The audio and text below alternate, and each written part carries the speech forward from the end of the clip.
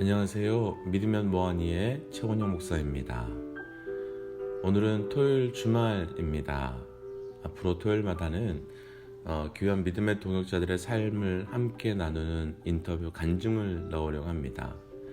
미리 연락하지 않고 갑자기 전화를 걸어서 삶의 간증을 들으며 살아계신 하나님께서 어떻게 삶 가운데 역사하시는지를 함께 나누어 보겠습니다. 오늘은 그 첫 번째로 김현숙 권사님께 갑자기 전화를 걸어서 인터뷰를 해보려고 하는데요. 미리 이야기되지 않은 거라 권사님께서 좀 당황하실 수 있지만 모든 내용들을 우리 성도님과 함께 좀 나누어 보도록 하겠습니다.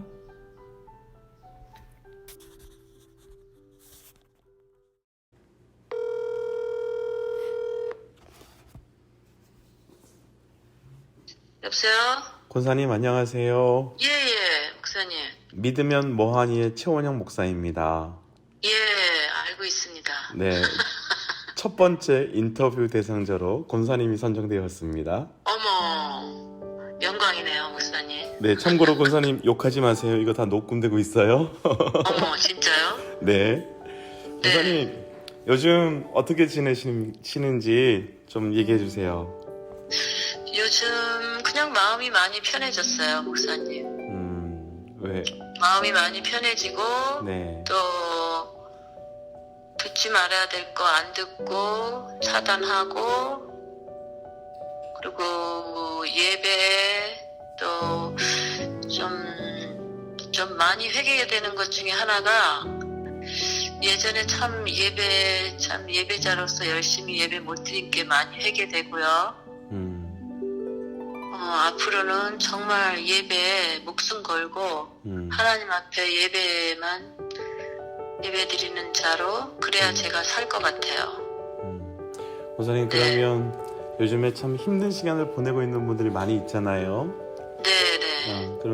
그런 분들에게 권사님 어떤 영적인 조언을 한번 해주고 싶으세요?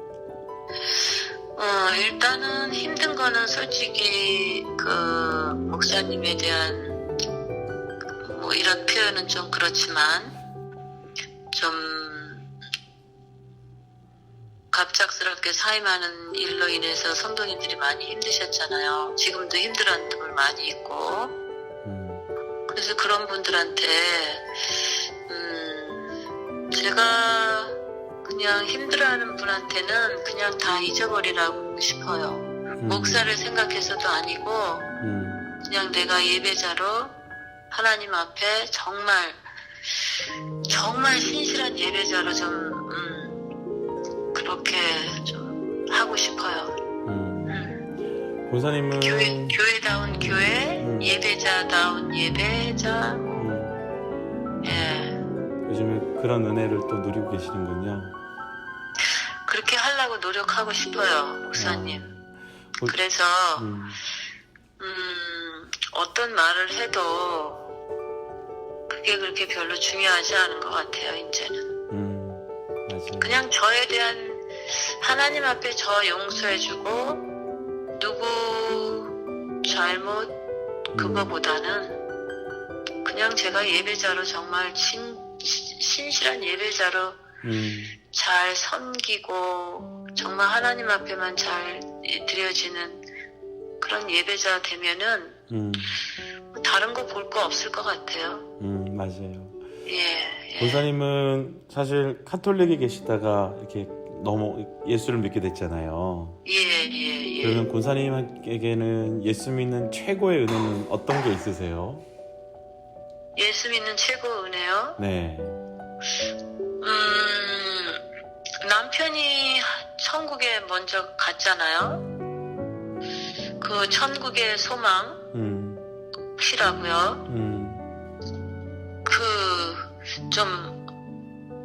그 은혜가 요즘 같은 경우 많이 힘들어서 세상적으로 생각하면은 회복이 안 될 텐데, 예, 말씀 들으면서 회복이 되고 그런 걸 보니까 하나님이 하시는 그 은혜에 지금 안에 들어와 있다 이런 생각이 들죠. 맞아요. 잠도 잘 자고 먹는 것도 잘 먹고 그래서 현실은 좀 답답하지만 그래도 하나님이 일하신다 뭐 이런 거 그런 거 느끼면서 은혜를 생각하죠, 목사님. 너무 고맙습니다. 네, 예. 권사님. 목사님이 조금씩 회복되시고 그러고 너무 서두르지 않으시고 하나하나 이렇게 차근차근히 우리 같이 해나갔으면 좋겠어요. 네, 권사님. 예. 너무 고맙습니다. 아이, 별 말씀을요. 저희가 고맙죠. 목사님 힘내시니까. 권사님, 그 방송 들으실 분들에게 마지막 인사 한번 해주세요. 방송 들으시는 분한테 네네. 목사님 메시지 전하는 거요? 네네. 뭐라고 전할까? 사랑하는 성도님들 요즘 너무 힘드신데 목사님 메시지 들으시면서 은혜 많이 받으시고 또 앞으로 우리가 더 하나님 앞에 진실된 예배자로 더 함께 같이 끝까지 같이 갔으면 하는 그런 진실된 마음이 있습니다. 우리 같이 화이팅 합시다. 감사합니다. 고맙습니다, 권사님. 또 전화 드릴게요. 네, 네. 감사합니다. 예. 지금까지 김현숙 권사님의 인터뷰였습니다. 권사님의 최근의 삶의 간증을 들으며 예배자로 산다는 것이, 그리고 우리가 예배가 우리 삶에 회복된다는 것이 얼마나 중요한 것인지 다시 한번 경험하게 되는 것 같습니다. 그래서 오늘 함께 나눌 찬양은 나는 예배자입니다라는 찬양입니다. 사랑하는 믿음의 동지 여러분, 오늘도 예배 자리에 그 자리에서 승리하십시오.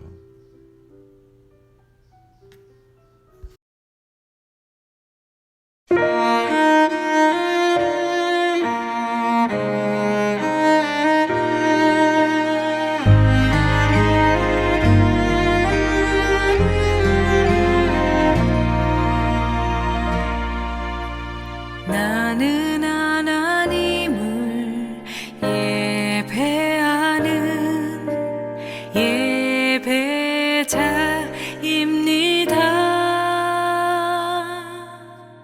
내가 서 있는 곳 어디서나 하나님을 예배합니다. 나는 하나님을 예배하는 예배자입니다.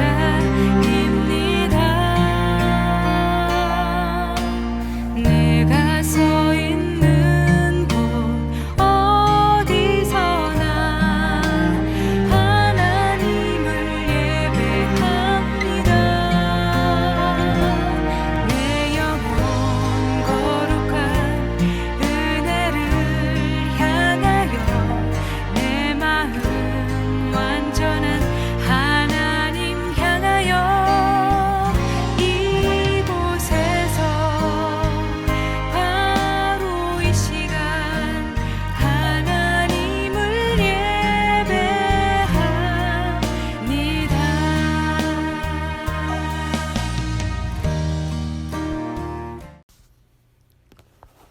이제 오늘 말씀을 함께 나눌까요? 오늘 본문은 요한복음 20장 1절부터 10절까지 말씀입니다. 안식 후 첫날 일찍이 아직 어두울 때에 막달라 마리아가 무덤에 와서 돌이 무덤에서 옮겨진 것을 보고 시몬 베드로와 예수께서 사랑하시던 그 다른 제자들에게 달려가서 말하되 사람들이 주님을 무덤에서 가져다가 어디 두었는지 우리가 알지 못하겠다 하니 베드로와 그 다른 제자가 나가서 무덤으로 갈새 둘이 같이 달림질하더니 그 다른 제자가 베드로보다 더 빨리 달려가서 먼저 무덤에 이르러 구부려 세마포 놓인 것을 보았으나 들어가지 아니하였더니 시몬 베드로는 따라와서 무덤에 들어가 보니 세마포가 놓였고 또 머리를 쌌던 수건은 세마포와 함께 놓이지 않고 딴 곳에 쌌던 대로 놓여 있더라. 그때에야 무덤에 먼저 갔던 그 다른 제자도 들어가 보고 믿더라. 그들은 성경에 그가 죽은 자 가운데서 다시 살아나야 하리라 하신 말씀을 아직 알지 못하더라. 이에 두 제자가 자기들의 집으로 돌아가니라. 아멘. 기도하겠습니다. 사랑하는 하나님, 오늘 우리에게도 새날을 허락하여 주신 것 감사합니다. 오늘 하나님, 오늘 이 말씀을 통하여 우리의 삶에 새로운 은혜가 있게 하여 주옵소서. 하나님, 말씀하여 주옵소서. 듣는 만큼 변하고 변하는 만큼 행동하고 행동함을 통해 말씀과 성령의 열매를 맺도록 인도하여 주옵소서. 아멘. 오늘 말씀의 제목은 빈무덤이 시작입니다 라고 하는 말씀의 제목입니다. 예수님께서 돌아가신 안식 후 첫날 이른 아침에 막달라 마리아와 제자들은 무덤으로 달려갔습니다. 그런데 무덤의 문은 열려 있었고 무덤은 빈무덤이 되어 있었습니다. 막달라 마리아와 제자들이 아직 캄캄할 때 무덤으로 달려 올라간 것을 얼핏 보면 이들이 예수님의 부활을 믿고 무덤으로 달려간 것처럼 보이지만 9절의 말씀을 보면 이들은 예수님의 부활을 기대하고 간 것이 아니라는 것을 명확하게 알 수 있습니다. 그럼 왜 이들은 기다렸다는 듯이 날도 밝지 않았는데 올라갔을까요? 사실 지금 무덤에 올라간 사람들의 대부분을 보면 십자가의 사건 때 도망간 사람들입니다. 심지어 베드로는 3번이나 예수님을 부인했던 사람입니다. 그 마음이 어떠했을까요? 3년이나 함께 했었던 그 마지막 순간을 함께 하지 못한 예수님에 대한 죄송한 마음, 어떻게 표현할 수 없는 그 마음에 시체라도 보고 돌아가신 이후라도 자기들이 어떻게 하고 싶어서 달려간 것 같습니다. 그런데 제자들보다 오늘 말씀에는 더 큰 슬픔과 더 큰 아픔에 빠져 있는 사람이 하나 등장합니다. 바로 막달라 마리아입니다. 제자들도 슬프고 힘들긴 하지만 돌아갔습니다. 그런데 이 여인은 빈 무덤으로 인해 그 절망감과 낭망함이 얼마나 큰지 무덤 밖에 서서 울면서 계속 빈 무덤만 쳐다보고 있었습니다. 과연 이 여인과 예수님은 어떤 사건이 있었기에 이렇게도 슬피 울며 통곡하고 돌아가지 못할까요? 누가복음 8장 1절부터 3절까지 말씀 제가 한번 읽어드리겠습니다. 그 후에 예수께서 각 성과 마을에 두루 다니시며 하나님의 나라를 선포하시며 그 복음을 전파할새 12 제자가 함께 하였고 또한 악귀를 쫓아내심과 병고침을 받은 어떤 여자들 곧 7 귀신이 나간 자 막달라인이라고 하는 마리아와 헤롯의 청지기 구사의 아내 요한나와 수산나와 다른 여자들과 함께하여 자기들의 소유로 그들을 섬기더라. 막달라 마리아라고 부르는 이 여인은 막달라라고 하는 지역에서 왔기 때문입니다. 그런데 이 여인은 한때 7 귀신이 들렸던 여인이라고 합니다. 한번 생각해 볼까요? 7 귀신이 들려 있었다면 이 여인의 삶은 어떠했을까요? 어떤 인생을 살았을까요? 말하지 않아도 우린 충분히 상상할 수 있습니다. 사람들에게 어떤 대우를 당하고 또 어떤 곳에 살고 어떤 것을 먹으며 살았을지 충분히 우리는 이해할 수 있습니다. 그런데 예수님께서 귀신을 쫓아주시고 이 여인을 완전히 회복시켜 주셨습니다. 예수님 덕분에 완전히 새로운 삶을 살게 되었습니다. 그 이후에 이 여인에게 예수님은 자기 인생을 회복시켜 주신 것일 뿐 아니라 인생의 전부이자 삶의 이유이자 그리고 삶에서 가장 중요한 절대적인 삶의 가치가 되었을 것입니다. 그런데 지금 상황이 어떻게 되었습니까? 삶의 이유이자 삶의 가치이자 내 삶의 모든 것이라 할 수 있는 예수님이 십자가에 달려 돌아가신 것도 감당하기 어려운데 돌아가신 시신이라도 무덤에라도 섬겨보고 싶었는데 무덤은 빈 무덤이 되어 있고 예수님의 시체마저 사라졌으니 이 여인이 얼마나 좌절하고 낭망하고 슬펐겠습니까? 그 슬픔이 얼마나 컸는지 집으로 돌아가지도 못하고 빈 무덤 앞에서 펑펑 통곡하고 있는 겁니다. 우리 삶도 어느 순간 빈 무덤 앞에 서 있는 막달라 마리아와 같은 삶의 상황이 생길 때가 있습니다. 내 생명만큼 소중한 사람, 소중한 것, 소중한 관계가 완전히 무너지고 깨어지거나 어떻게 돌이킬 수 없을 만큼 되어버린 그 사건이 하루아침에 우리에게도 일어날 수 있습니다. 다 사라집니다. 사람도 돈도 능력도 관계도 다 사라져서 삶 자체가 궁색하게 느껴질 때가 있습니다.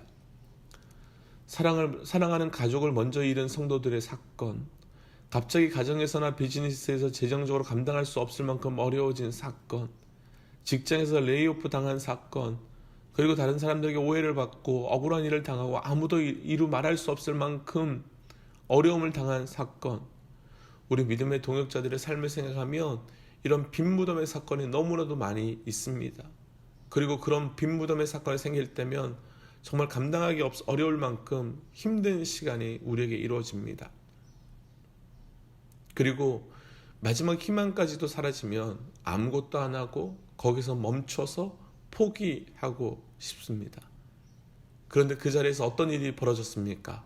바로 다음 말씀입니다. 15절부터 18절까지 말씀입니다. 예수께서 이르시되 여자여 어찌하여 울며 누구를 찾느냐 하시니 마리아는 그가 동산직인 줄 알고 이르되 주여 당신이 옮겼거든 어디 두었는지 내게 이르소서 그리하면 내가 가져가리이다.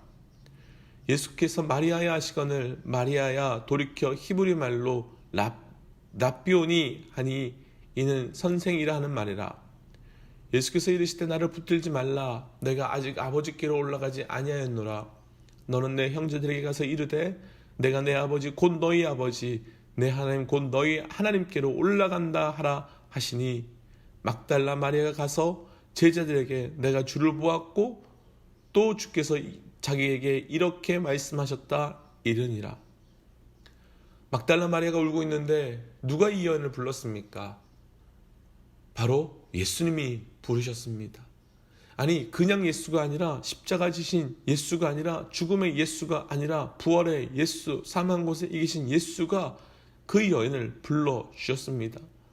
기억해야 할 것, 믿어야 할 것, 선포해야 될 것 하나 있습니다. 십자가 지신 예수님은 분명히 부활하셨다는 것입니다.